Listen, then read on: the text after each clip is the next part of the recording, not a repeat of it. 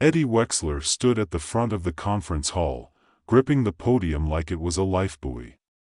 The bright lights above cast a harsh glare, making him feel like a contestant on some bizarre game show, Guess the Tech Genius or Get Eaten by Algorithms. He adjusted his glasses, hoping they would lend him an air of authority that his nervousness was currently draining away. A sea of expectant faces stared back at him, but Eddie was not a natural performer. He was a data scientist, a wizard of numbers, not a charmer of crowds. Good afternoon, everyone. I'm here to present my latest findings on the predictive algorithms we're using in this year's elections. His voice cracked slightly, and a few people in the back stifled laughs. But Eddie pressed on, determined to win them over. As he flipped to his first slide, a graph displaying a wildly convoluted data set, he couldn't help but notice a young woman in the front row, arms crossed, eyebrow raised. Zoe, he remembered, a journalist known for her razor-sharp wit and relentless pursuit of the truth. Eddie felt a mix of admiration and dread. Now, as you can see, he continued, this algorithm accurately predicts voting trends based on social media activity, engagement metrics, and, suddenly, the slide changed. Instead of an insightful graph, a colossal image of a nacho platter appeared, with the words, peak voting snack, flashing in big, bold letters. The audience erupted into laughter. Eddie's face burned. That's not what I meant to. He pressed the remote desperately, hoping to fix the disaster, but the projector seemed to have a mind of its own. More food images flashed, kale chips, pizza, and, was that a cat dressed as a taco?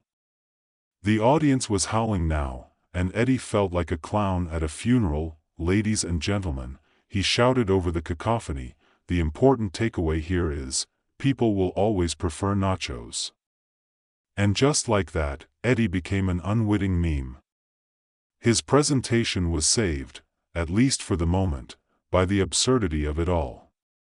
He stumbled through the rest of his talk, punctuating his serious points with jokes about snacks and social media. Surprisingly, they loved it.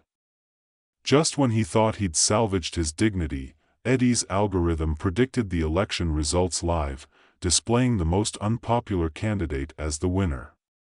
The audience gasped, caught between laughter and disbelief. Eddie's cheeks were still flushed, but the data had spoken, and now he had their attention. After the presentation, as people gathered around to congratulate him, Eddie felt a surge of hope. Maybe he could be more than just a data geek. Maybe he could make a difference. But that hope was short-lived. As he chatted with a group of enthusiastic techies, an anonymous message pinged on his phone, "You're in danger.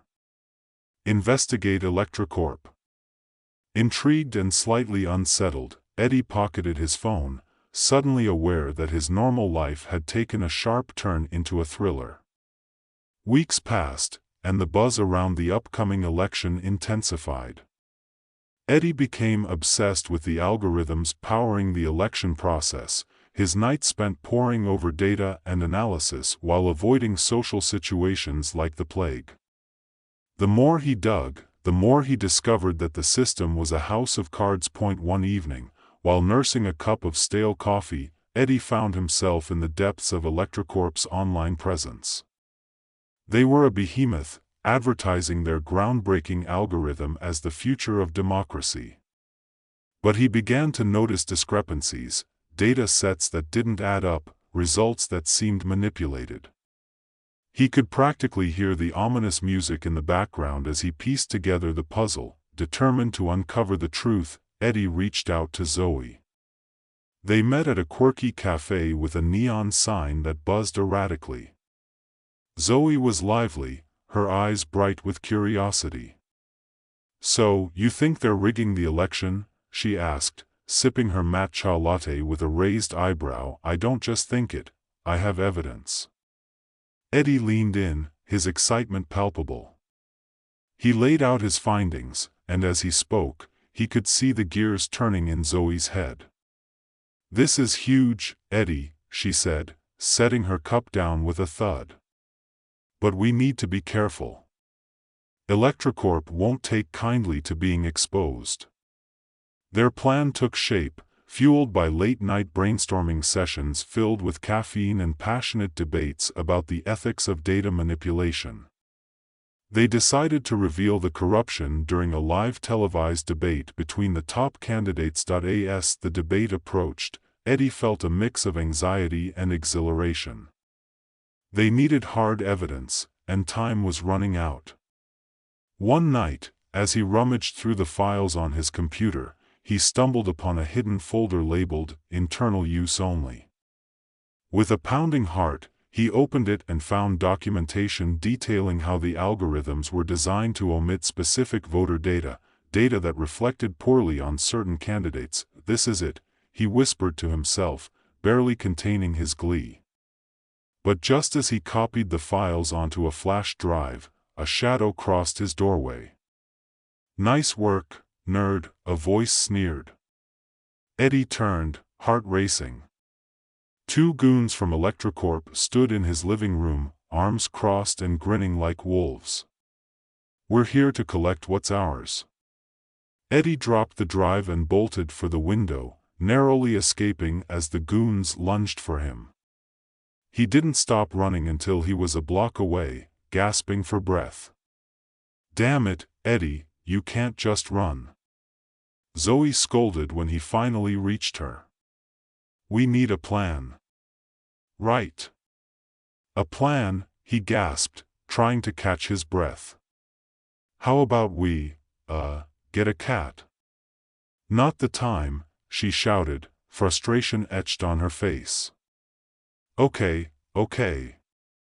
Eddie raised his hands in mock surrender. "We need to go public.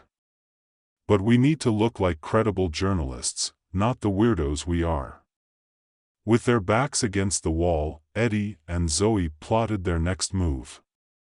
They decided to hack the debate's live feed to present their evidence, but that required serious tech skills, and Eddie knew they needed help. Enter Eddie's tech-savvy grandmother, who had a surprising grasp of computer science. "Grams. We need your help," Eddie exclaimed. "What are we doing, dear?" "Breaking into a bank?" she asked, her eyes sparkling with mischief. "Close enough," he replied, detailing the plan. The next day, they set up in Eddie's living room, surrounded by an array of gadgets that looked like they belonged in a spy movie. His grandmother, donning a pair of oversized headphones, narrated the hacking process with theatrical flair. "This is how we outsmart the big bad wolves," she declared, tapping keys with an exaggerated flourish.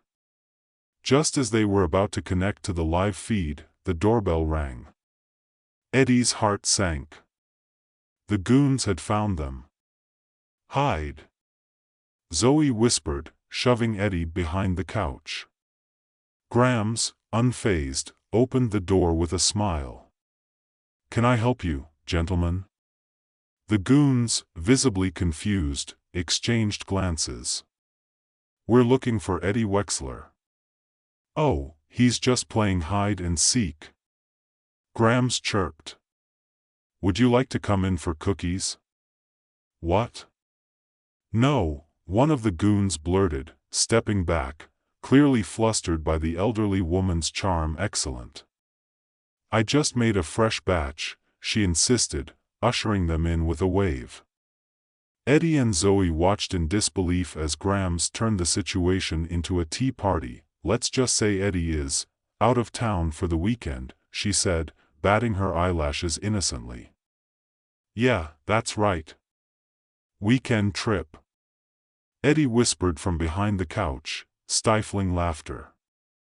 As the goons awkwardly accepted cookies and tried to salvage their pride, Eddie and Zoe made their escape, sprinting to the debate venue with a mix of exhilaration and disbelief. Inside, the atmosphere buzzed with tension as the candidates prepared to take the stage. Zoe and Eddie set up their makeshift tech station backstage, heart rates pounding in sync with the excitement around them. "Remember, timing is everything," Zoe reminded him, adjusting her earpiece. Eddie nodded, but his mind was racing.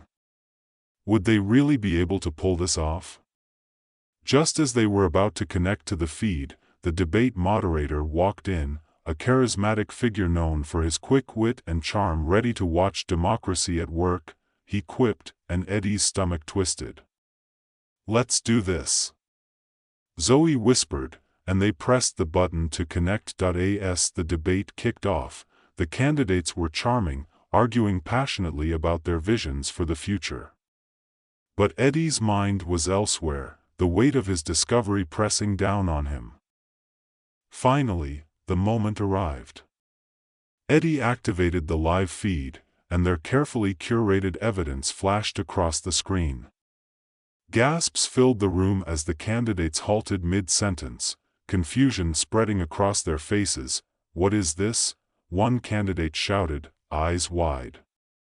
Eddie stood in the shadows, heart racing, but he couldn't help himself. "It's called truth," he yelled, suddenly feeling like a hero in a bad action movie. The debate descended into chaos as Eddie and Zoe's evidence spread like wildfire. The crowd roared, and the candidates fumbled to regain control. Eddie felt a strange mix of fear and exhilaration. "Let's keep going," Zoe urged, and Eddie found himself stepping forward, microphone in hand. "This isn't just about politics, it's about integrity," he proclaimed, his confidence soaring. "We deserve a fair election, not one determined by corrupt algorithms." As the audience erupted into applause, the camera panned to the candidates, their faces a mix of anger and disbelief. Eddie felt like he was on top of the world, finally confronting the system that had tried to silence him. But just as they thought they were winning, the CEO of Electrocorp burst onto the stage, red-faced and furious. "You have no idea what you're doing," he shouted. "You'll ruin everything. Maybe we should have thought of that before you manipulated our democracy." Zoe shot back, her wit sharper than ever. The debate spiraled into a spectacle, chaos reigning as Eddie and Zoe battled the CEO with a mix of data and humor. "Algorithms aren't the answer," Eddie shouted over the din. "Real people are." Finally, as the dust settled, the moderator turned to Eddie, his expression shifting from disbelief to admiration. "So, what now, Eddie?"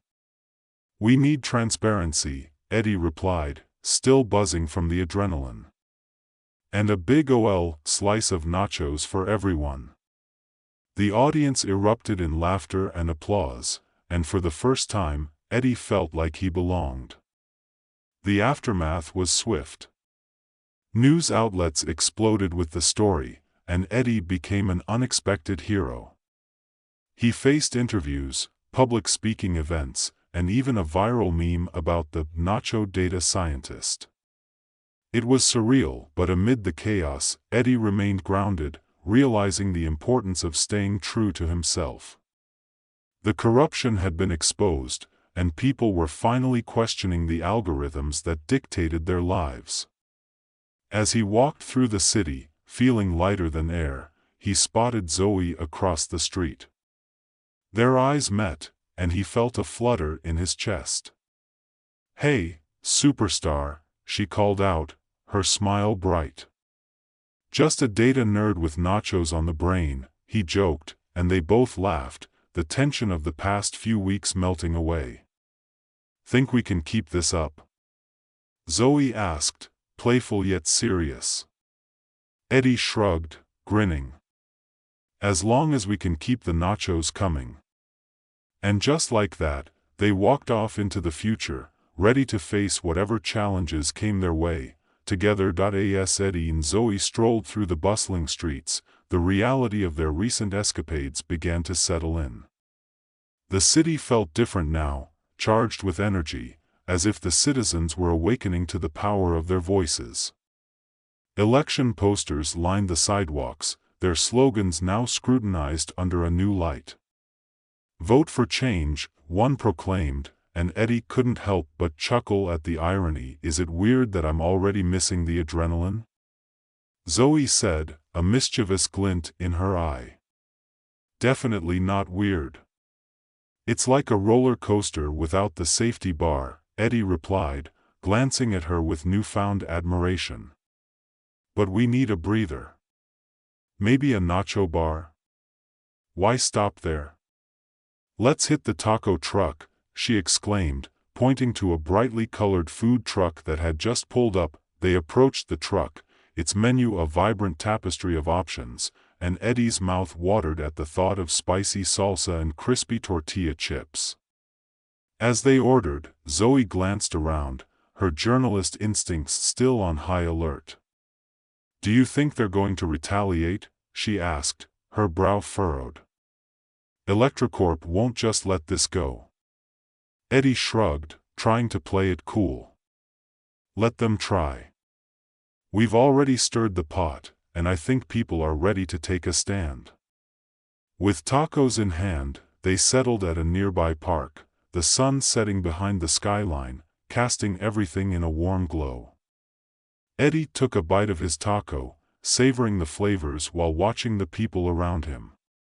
Children played, couples laughed, and a group of friends were debating the latest memes. Life, in all its chaotic glory, was happening. "Hey," Zoe said, breaking his reverie. "What's next for you? I mean, you've kind of made a name for yourself now." Eddie shrugged, the weight of the world suddenly pressing down on him. "I guess I've got to figure out how to keep this momentum going. Maybe help educate people about data and algorithms, so they don't fall for the same tricks again." Zoe nodded, clearly impressed. "I can help with that. A series of articles? Maybe even a podcast?" "Now you're talking," Eddie said, a grin spreading across his face. The Nacho Data Podcast, educating the masses, one taco at a time. Brilliant. We can interview experts, have discussions, and maybe even do some live shows. I can see it now. What's cooking in data?" Zoe added, her enthusiasm infectious. As they tossed around ideas, laughter flowed easily, and the lingering tension from their recent encounters faded. But the reality of their situation crept back in when Eddie's phone buzzed. He glanced at the screen and felt his stomach drop. It was a message from a number he didn't recognize. "We know what you did. Stop before it's too late." "Who's it from?" Zoe asked, leaning in closer. "Just some random number," he replied, trying to keep his voice steady. "Nothing to worry about." "Eddie, that's not nothing. We need to be careful." I know. But I can't let them scare me off. Not now." He took a deep breath, feeling the weight of responsibility. "This is bigger than us." After finishing their tacos, they headed back to Eddie's apartment, the evening air thick with tension. Zoe suggested they set up a plan for the podcast and their outreach efforts.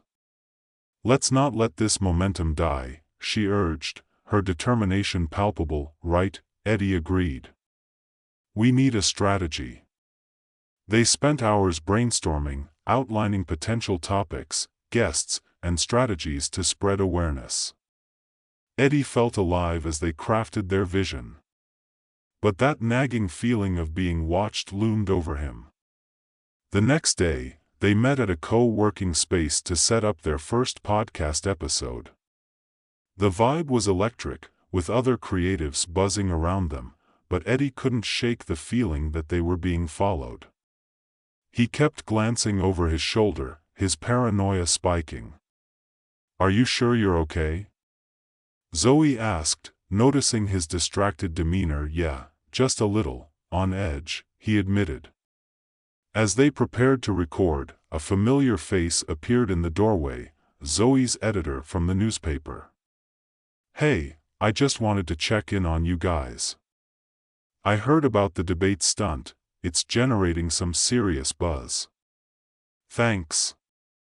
We're actually about to launch a podcast," Zoe replied, her excitement returning. "That's great. Just be careful. I'm hearing whispers that Electrocorp is not happy," her editor cautioned, giving Eddie a pointed look. "They play hardball." Once the editor left, Eddie and Zoe set up their microphones and equipment, the tension in the air thick. As they began recording, Eddie tried to shake off his anxiety, focusing on the message they wanted to convey. "Welcome to the first episode of the Nacho Data Podcast. I'm Eddie Wexler, and joining me is the ever-witty Zoe," he introduced, feeling a rush of energy as he spoke. Zoe leaned in, her voice lively. "Today, we're diving into the crazy world of data analytics and its impact on our elections. Spoiler alert, it's not just about numbers." Their banter flowed naturally, a mix of humor and insight, and Eddie felt a sense of purpose he hadn't experienced before. As they discussed the implications of data manipulation, Eddie's mind drifted to the potential consequences of their actions. After recording, they reviewed the footage and decided to release it immediately. The response was overwhelming. People were eager to engage, sharing their own stories and questions about the electoral process. But the darker side of their newfound visibility quickly emerged. Eddie began receiving anonymous threats, comments ranging from sarcastic to sinister, warning him to back off. Each message made his heart race, but it only fueled his determination. "Eddie, we need to tighten our security," Zoe suggested one evening as they reviewed their growing list of threats. "We should set up a safety plan. Maybe even get a security camera for your apartment." "Yeah, good idea," he replied, anxiety creeping in again. "I'll look into it." As they continued to release episodes, they garnered a following, drawing attention from activists and influencers. Eddie found himself invited to speak at local gatherings, and he relished the chance to educate people about the dangers of data manipulation. But with every step forward, they faced increasing pushback. Electrocorp's lawyers sent letters threatening legal action, trying to silence their message. "It's just a scare tactic," Zoe reassured him. "They're scared of us." One night, while working late on their next episode, Eddie heard a noise outside his window. His heart raced as he approached the curtain, peering out into the dimly lit street. Shadows flitted by, and for a moment, he wondered if he was being paranoid.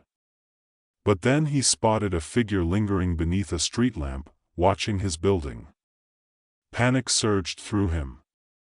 "Zoe," he called out, grabbing his phone and motioning for her to come over. "What is it?"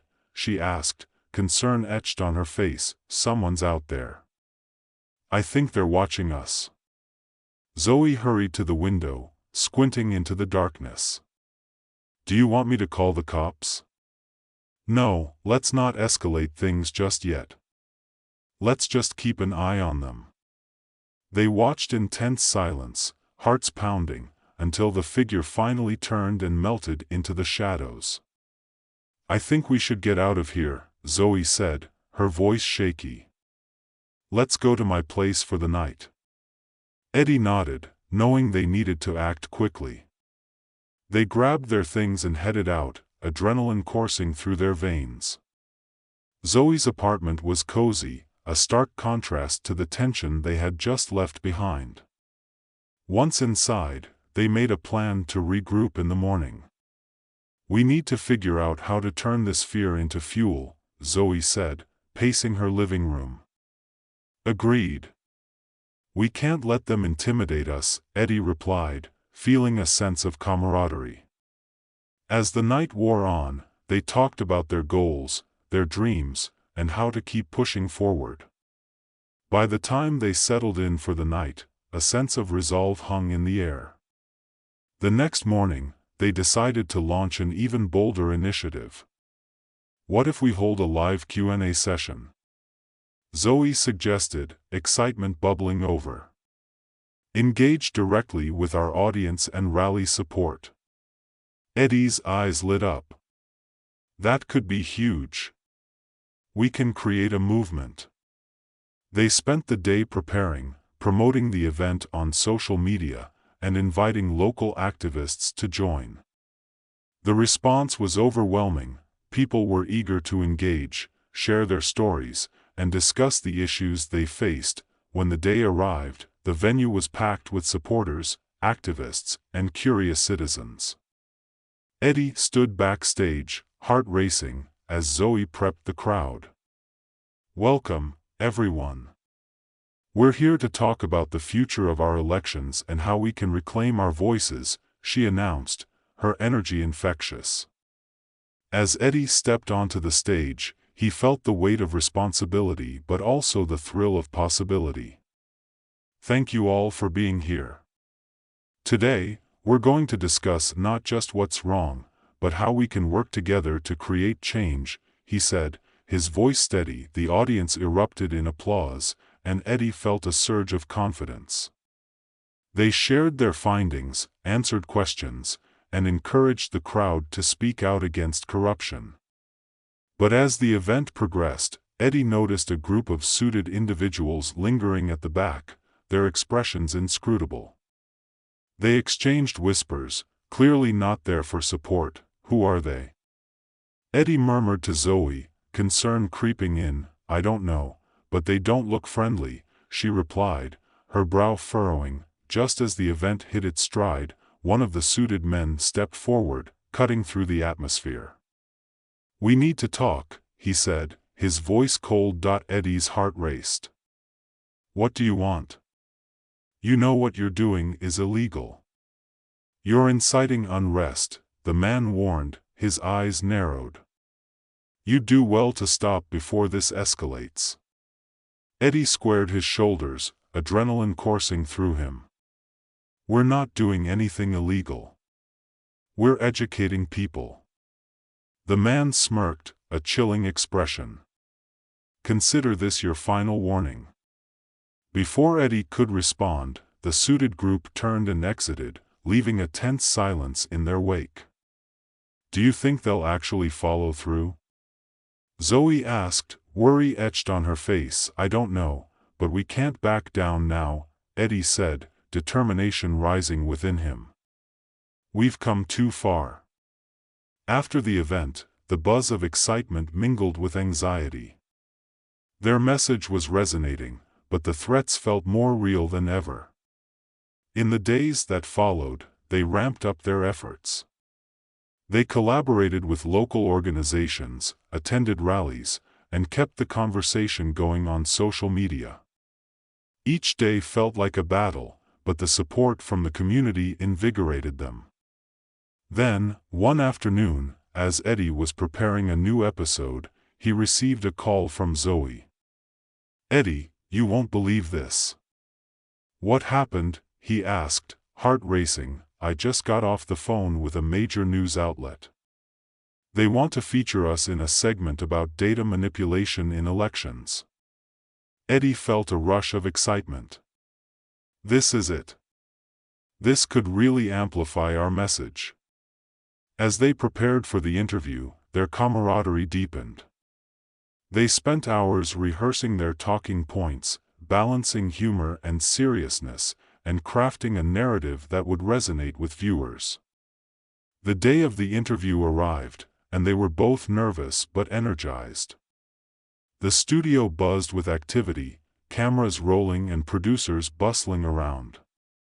When they were finally on set, Eddie took a deep breath and looked at Zoe. We got this.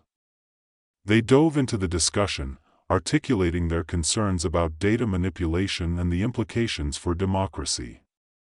Their chemistry was palpable, and as they spoke, Eddie felt the weight of their mission behind every word. After the interview aired, the response was overwhelming. Their story reached millions, igniting conversations about data ethics and the integrity of elections. But the pushback intensified. Threatening emails and messages poured in, each one more menacing than the last. Eddie and Zoe knew they had to take precautions. They set up security measures for their homes and shared their locations with trusted friends. But the feeling of being hunted lingered, a shadow cast over their growing success. One night, after a long day of meetings, Eddie sat at his computer, staring at the screen. What if we're just making things worse? He wondered aloud.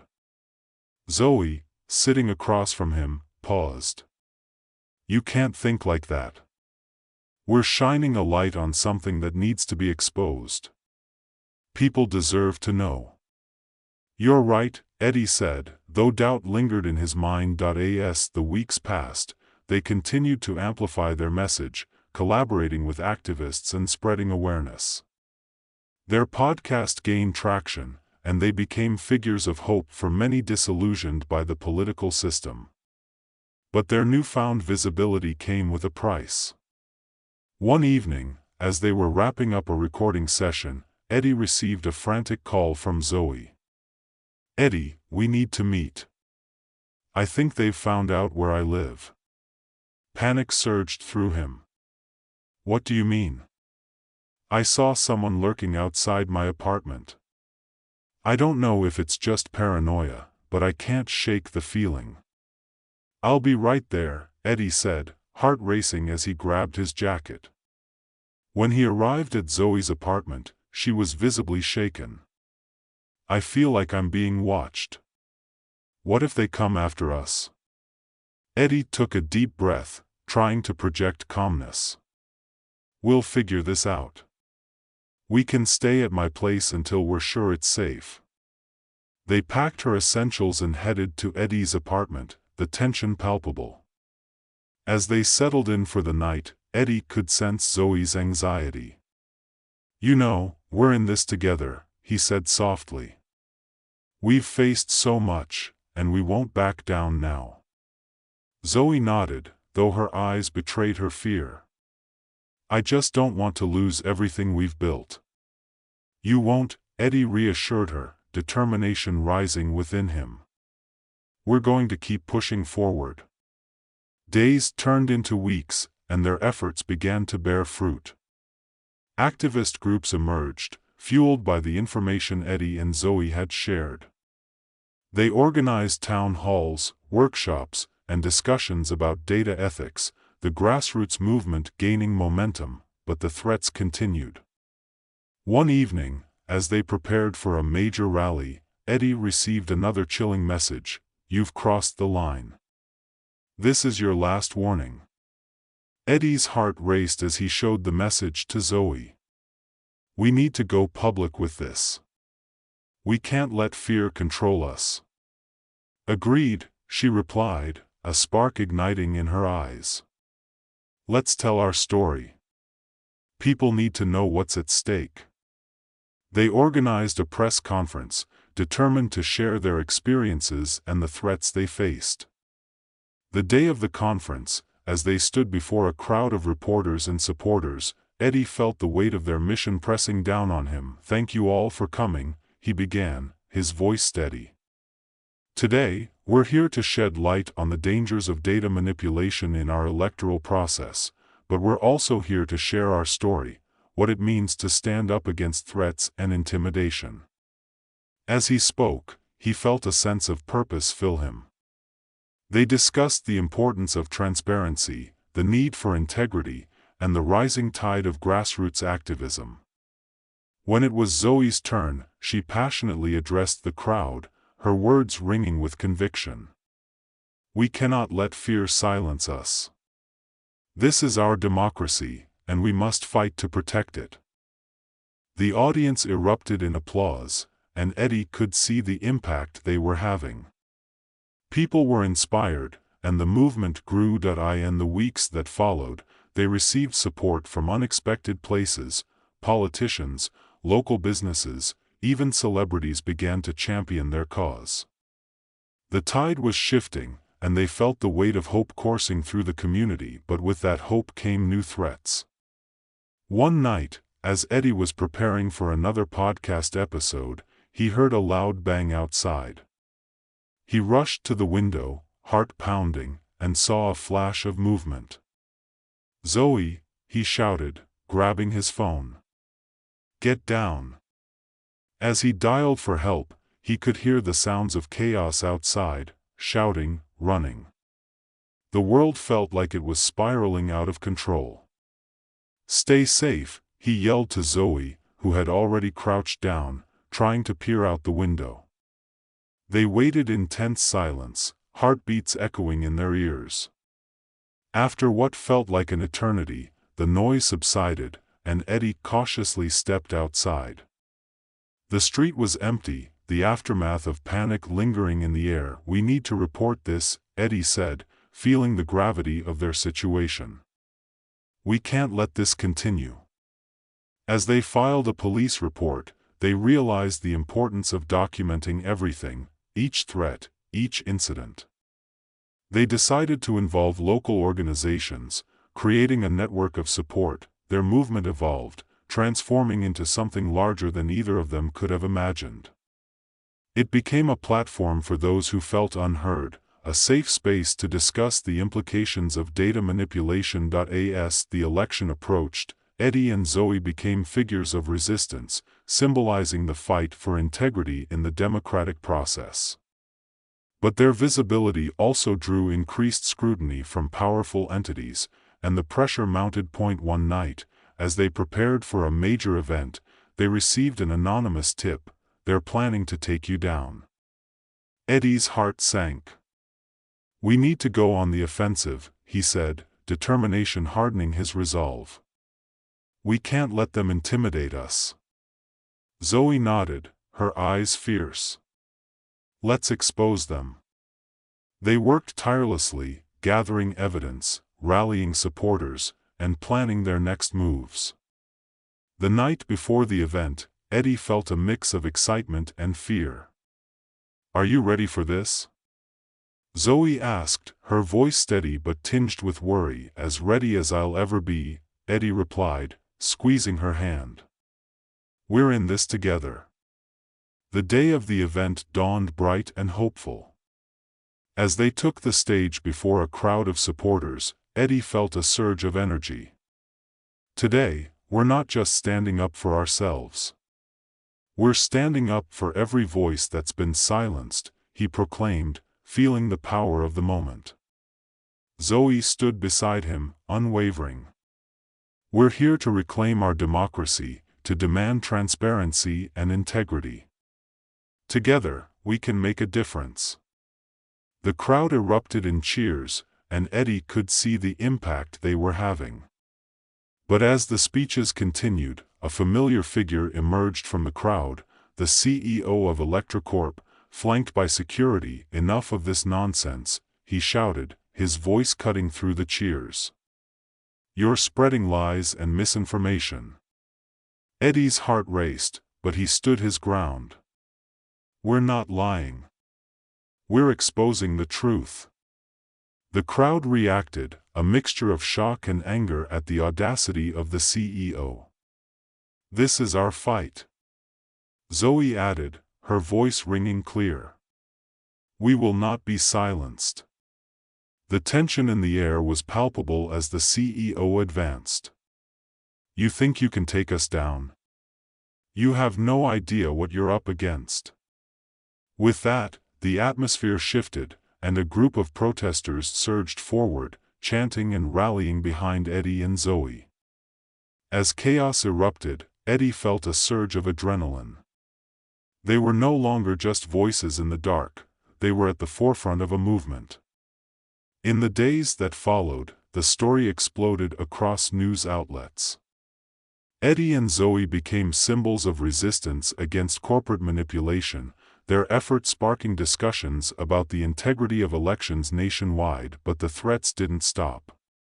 Every message felt like a countdown, and Eddie couldn't shake the feeling that they were being watched. Despite the fear, they pushed forward, mobilizing supporters and advocating for change. Their podcast continued to gain traction, becoming a beacon of hope for many, and then came the day of the election. As they stood at a polling station, Eddie could feel the weight of history on their shoulders. The community had rallied around them, and people were showing up to vote, empowered and informed. "This is it," Zoe said, a mix of excitement and nervousness in her voice. "No matter the outcome, we've made a difference." Eddie nodded, feeling a swell of pride. "We did this together." As the votes were tallied, they watched anxiously, the tension palpable in the air. The results came in, and as they read the headlines, "Grassroots Movement Triumphs." Voter turnout at an all-time high. They felt a wave of relief and exhilaration wash over them. They had done it. Their fight had made an impact, and people were ready to reclaim their democracy. But just as they celebrated, a notification pinged on Eddie's phone. Another threat. "Eddie, don't let this ruin our moment," Zoe urged, trying to keep his spirits high. "No, we have to stay vigilant." "This isn't over yet," he replied, determination hardening within him. They knew the fight for integrity was far from finished. But together, they were ready to face whatever came next. As the sun set on the horizon, casting a golden glow over the city, Eddie and Zoe stood side by side, prepared to continue their mission. The story of their fight was just beginning. And so, the journey continued, driven by hope, fueled by the voices of the people, and united in the quest for a brighter, fairer future.